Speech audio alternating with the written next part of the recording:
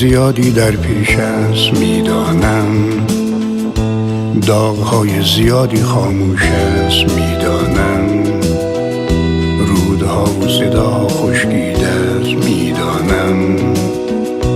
برف‌های گرانی باریده است، اما صبح‌های عجیب و رودهای غریب و آفتاب نجیبی در راه است، اما صبح‌های عجیب و رودهای غریب و آفتاب نجیبی در راه است میدانم.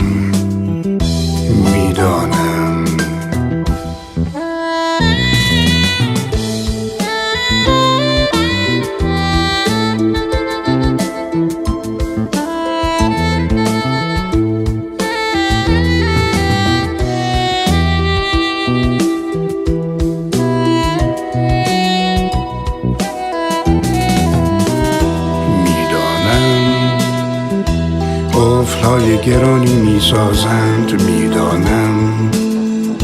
رنج‌های من و تو هم سازند میدانم، خارهای زیادی در راه است میدانم، راه‌های زیادی بنبسته است، اما دست‌های نجیب و راه‌های عجیب و کلیدهای غریبی در راه است، اما دستای نجیب و راه‌های عجیب و کلیدهای غریبی در راه است میدانم.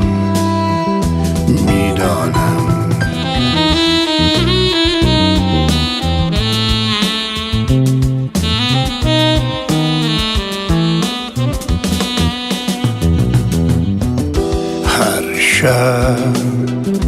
تانک‌های سیاهی می‌آیند، هر شب خواب‌های عجیبی می‌بینند، هر شب بال‌های غریبی می‌کوبند، اما در آتش فردا خواب‌های عجیب و تانک‌های مقوا می‌سوزند، اما در آتش فردا خواب‌های عجیب و تانک‌های مقوا می‌سوزند میدانم.